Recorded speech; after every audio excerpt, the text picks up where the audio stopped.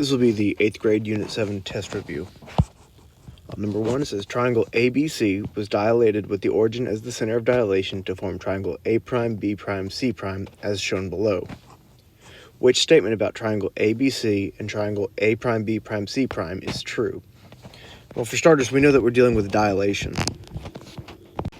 We are going to go from we're going to go from the red triangle there, the ABC, to the prime one, A', B', C'.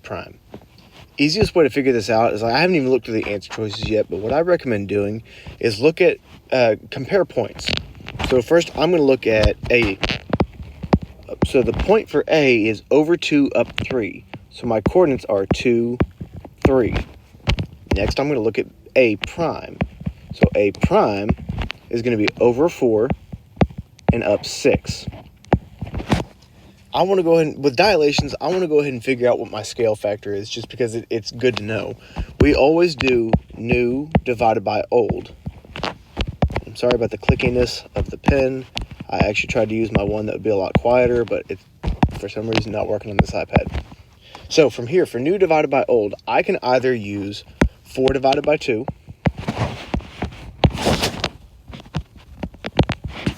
or I can use 6 divided by 3. Either way, I get the same number. Either way, I meant it for that 3 to be in red. Not that it really matters too much. But either way, I'm going to get 2 for my scale factor. So therefore, ABC is going to be multiplied by 2 to get A', B', C', which is 2 times bigger. So now I've got to read through my answer choices and figure out which makes the most sense. The side lengths of triangle A', B', C' are 2 times the side lengths of triangle ABC. That is exactly what we just said. I'm going to go ahead and mark it, and I'm just going to look through the other ones real quick just to be on the safe side. So it says the side lengths of A', B', C' are 1/4. Well, that doesn't make any sense. The next one says, for C, it says the angle measures of triangle ABC will be 2 times greater than the angle measures of ABC, which is actually a type. Oh, I'm sorry. First one was prime. Whatever. They're talking about angle measures. Whenever we have similar figures, the angles are always identical. We've talked about this before. That angle is identical to that one. This angle is identical to that one. This angle here, 2, 3, is going to be identical to this one right here. So angles never change on a dilation ever. So C and D are both out because they are both talking about angles. So definitely going to be A on number 1. On to number 2. So the graphic below shows quadrilateral ABCD and its dilation.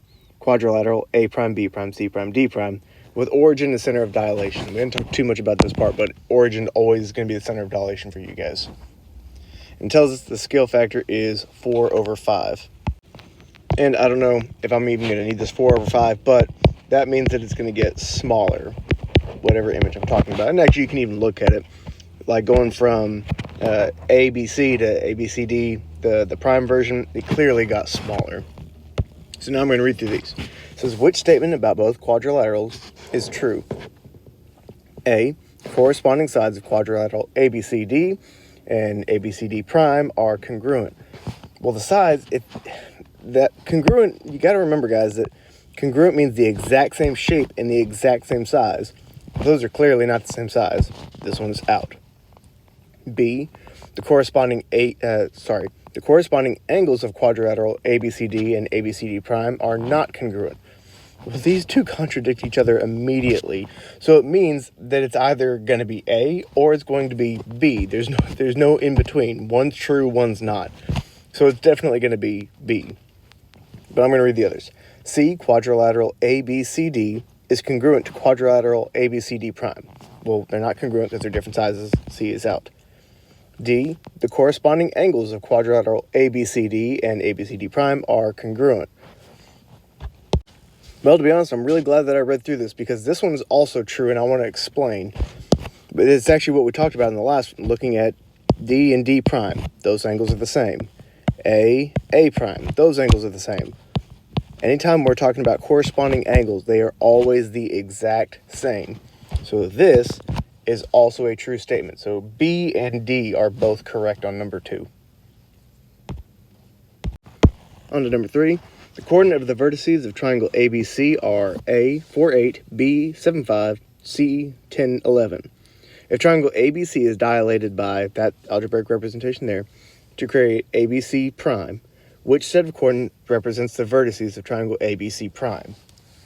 So this is stuff that we've talked about multiple times in here. These are our instructions. It says do that to these right here. So what I'm going to do is I'm going to take my scale factor, and this one right here is, it says I'm going to take my x value and I'm going to multiply it by 4. The 1/4 here, I'm going to multiply it times 8. I'm going to do the same thing for all of the x's. I'm going to do the same thing for all of the y's. And I can keep drawing that, but I think you get the idea at this point. So 1/4, multiplying times 1/4 is the same thing as dividing by 4, or I can multiply by 0.25, whatever floats your boat. So a prime, if I do 4 times 1/4, I get 1. 8 times 1/4 is going to be 2. Actually, I can already see that I've got my answer there, but I need to check all the points just in case it's not here. I'm not sure which yet. Now for b prime, 7 times 1/4 is going to be 1.75. 5 times 1/4 is 1.25. Now for c prime, I'm going to do 10 times 1/4 to get 2.5. And finally, 11 times 0.25, or times 1/4, is going to be 2.75. So that clearly matches up just fine. So B is going to be the correct answer on number 3. Number 4, so this figures EFGHI and EFGHI prime are shown below. Which algebraic representation best describes the effect of the dilation on figure EFGHI to the other one, using the origin as the center of dilation? Well, what I've got to do is I've got to figure out what my scale factor is, because the scale factor has got to be the same on both of these.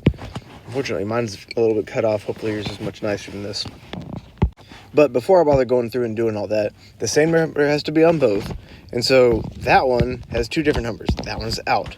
For dilations, it's always multiplication. So this one is also out. Now I'm going to take a look at A and B. Well, one is bigger than the other. So I've got 3/2 and I've got 2/3. I need to figure out if my image is getting bigger or smaller. So I'm going to look at my primes. Here's the prime. That makes the blue one. A second, I'm going to make sure I mark this right. Blue is new. Green is old. So I'm going from a larger image to a smaller image, so I need a number that is going to be less than 1. The answer has got to be A on this one. Alright, number 5.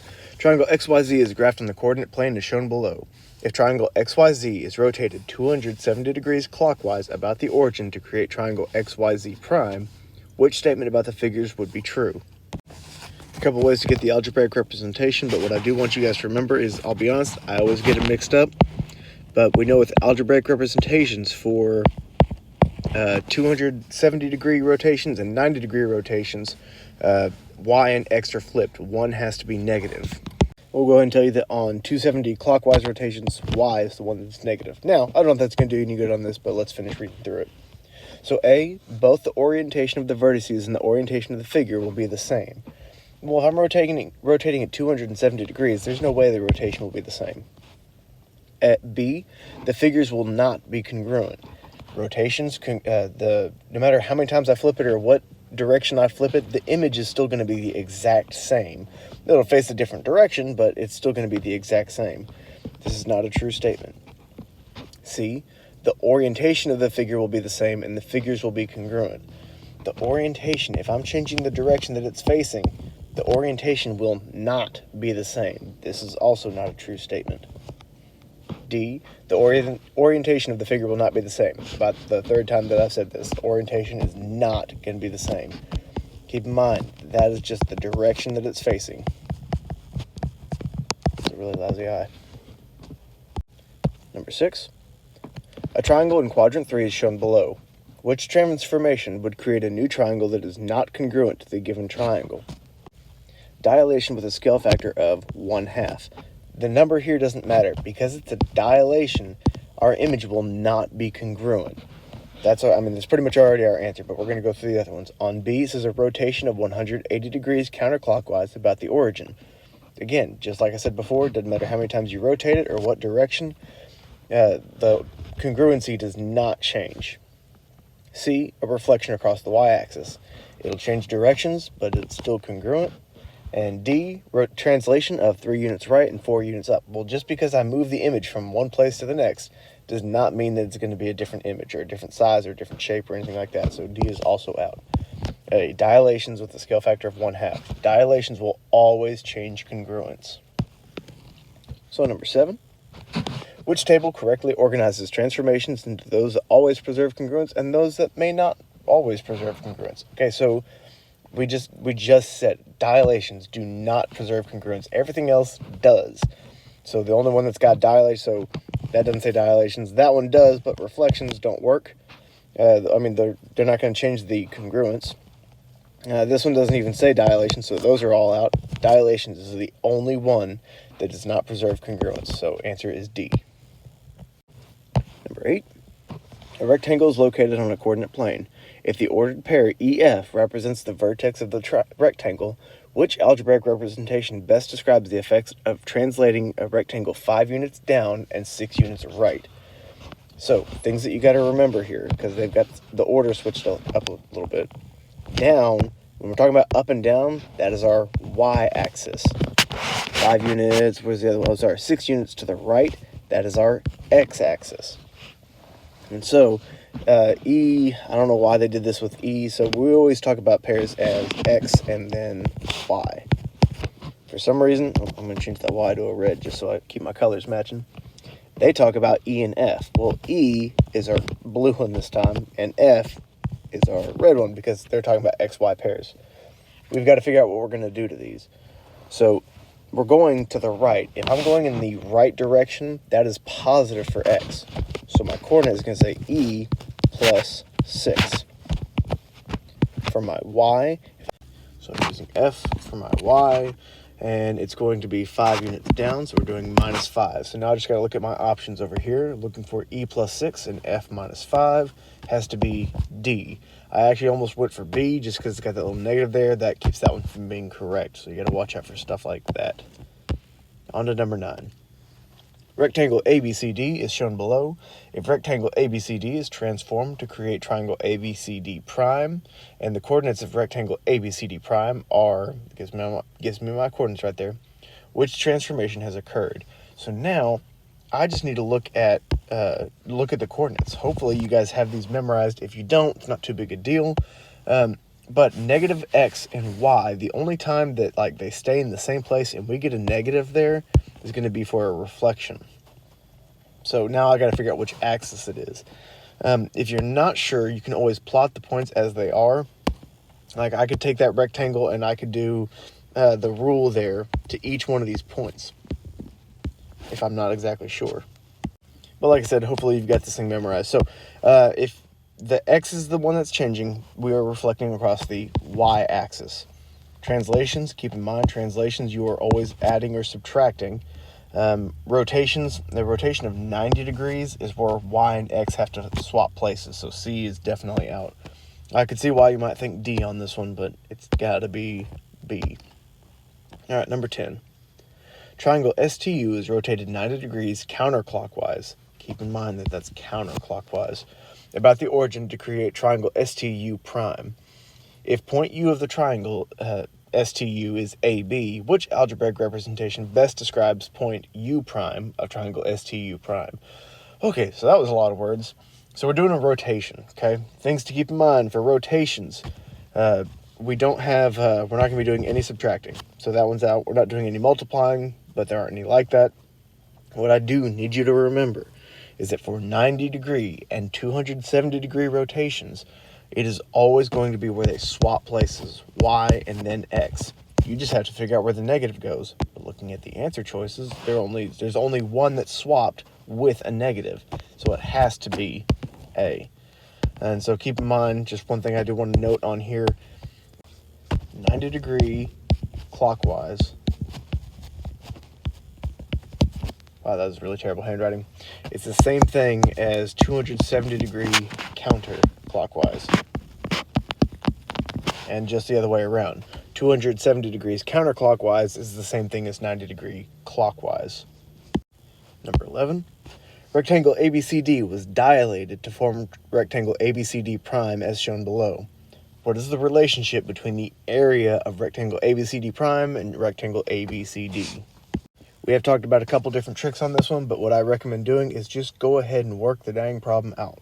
So what I'm going to do is I'm going to find the area of ABCD first. So I'm going to do 6.5, and I'm going to multiply that by 12.6, and I get an area of 81.9.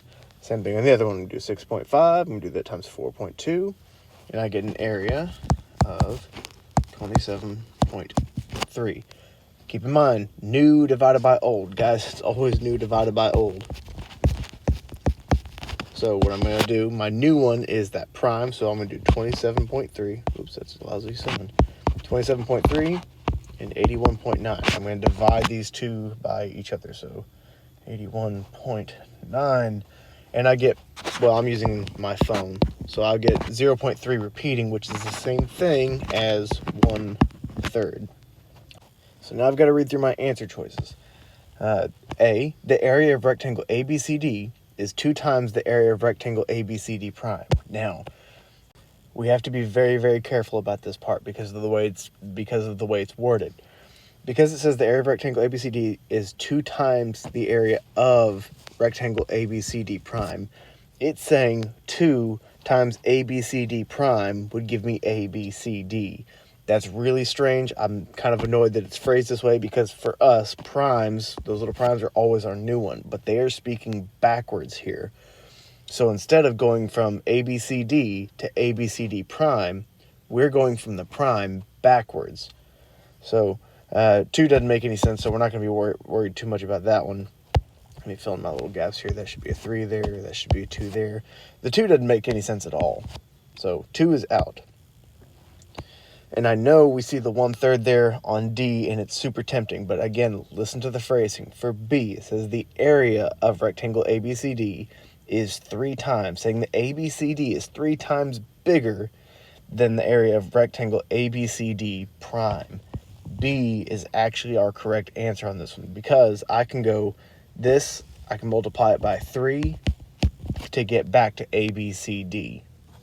If you're having a hard time following what I'm saying, I'm going to put some parentheses around this. This right here, 3 times the area of rectangle ABCD. So again, that or the prime. If I multiply this thing times 3, I'm right back where I started. Gotta be really careful with the way these are worded. Number 12. Sherry is designing a pasture in the shape of a rectangle as shown below. If Sherry increases the length and the width of the pasture by a scale factor of 6, what will be the resulting effect on the perimeter of the new pasture? If you're not sure, make up some numbers. In fact, that's what I'm going to do this time around. Hopefully you guys remember the trick. I'll tell you at the end if you're not sure. But I'm going to make up some numbers. We're going to say the length is, 2. We're going to say the width is 1 because I want some easy numbers to work with. So my new one, whenever she does that, we're using a scale factor of 6. So that would make our new sides over here 12, and our new sides over here 6. And we're talking about the perimeter. So I've got to add up all of those sides. When I add all these up, I get a perimeter of 36. And over here, I've got to add all these up. So I've got 2, 1, so I got 2, 4, 6. Area over here is, the perimeter over there is 6. So 36 divided by 6, because I'm doing new divided by old, I'm still back to my scale factor of 6. So A, the perimeter of the new pasture will be 1/36, the perimeter of the original pasture. Well, it got bigger, so that doesn't make any sense. B, the perimeter of the new pasture will be 3 times the perimeter of the original pasture. Also not true. And C, the perimeter of the new pasture will be 1/6 the perimeter of the original pasture. Again, it got bigger. That doesn't make any sense. So our answer is probably going to be D. The perimeter of the new pasture will be 6 times the perimeter of the original pasture. That is what we were looking for. Number 13. The lengths of the sides of quadrilateral EFGH are as follows. So now it gives us all of the different side lengths. So we've got EF, FG, all of those. So the rest is if EFGH is similar to MNOP, and it gives me the other sides, which statement about the side lengths of the quadrilateral MNOP is true? When in doubt, draw a dang picture. So here's my EFGH. Just label my sides real quick. E, F, G, and H. It tells me EF is 10, FG is 6, and I know my picture is a little backwards. GH is 8, and EH is 8. So clearly I did not draw this to scale. So now I've got to do my other one. So I'm going to draw my other picture over here. And this other one is MNOP. And they tell me that NO is 13.5. This is the new one. In order to get my original, if I'm talking about scale factors, I've got to do new divided by old. So I'm going to do 13.5 divided by 6. So before I even bother reading those, again, I'm doing 13.5 divided by 6, because those are my similar sides. And I get 2.25. So now I'm just going to look for an answer with 2.25 in it. It's going to be the easiest way to do that. On to number 14. Triangle ABC is shown below. If triangle ABC is dilated to create triangle ABC prime, which statement is not true? Good Lord, I hate not questions, but watch out for them. For a dilation with a scale factor of 9.4, corresponding angles between triangle ABC and triangle ABC prime will be congruent. That is a true statement. We are looking for a false statement because angles are always congruent. B, for a dilation with a scale factor of, I think that's 0.3, the orientation of the figures will be the same. Yeah, dilations don't change anything about what direction they're facing. That's a true statement. C, for a dilation with a scale factor of 4 3/4, corresponding sides between DEF and triangle DEF prime will be congruent. Well, if I'm doing a dilation, especially if I'm multiplying it by a number, the sides are not going to be congruent. That's the whole point of a dilation, is to change the size. So C is out. And D, for a dilation with a scale factor of 5, the orientation of the vertices will be the same. That's a true statement. On to number 15. Rectangle ABCD is shown below. If rectangle ABCD is transformed to form rectangle ABCD prime, which scale factor can be applied to create congruent rectangles? Now, this is one I've not talked about before. Scale factor of 0, we never have a scale factor of 0. That would just make it become a point. We know that both of these are going to change sizes. This will make it smaller. This will make it bigger. Anytime I multiply something times 1, which is the number that's supposed to be there, nothing changes. So the answer should be B on number 15. Final one. Figure 1 and Figure 2 are similar quadrilaterals. Which proportion must be true? I highly recommend using some colors on this. So I'm going to highlight my similar sides in the same color. So I've got 2 in that 3.2. I've got B in that 6.4. And I've got 5 in that 8 over there. So what I'm going to do is I'm going to go through and I'm going to highlight my answers to match. All of those A's, I'm going to highlight every A that I see on there in red. I'm going to highlight every 8 that I see also in red. And then B's, I need those to be in, what color is B? B is green. So we highlight B in green. That didn't help me out too much. And then what else do I need? I need a 2, so I'm going to highlight my 2's in blue. And now I've got 3.2. 3.2 is also blue. And I need that 6.4 is green. And that 5 is yellow. So, for a proportional statement to be true, I have to have only 2 colors. And they have to, we'll talk more about the rest in just a minute. But F is out because it's got too many colors. H is also out because it's got too many colors. J is out because it's got too many dang colors. Just the only other thing that I want to point out on this, looking at G, because clearly our answer is G. The top side, like this whole top part of the proportion, is all going to be figure 2. So that's figure 2 right there. That bottom side is figure 1. So that one completely works out. If you have any other questions, please make sure that you come to tutorials or ask me, and I will help you out the best that I can.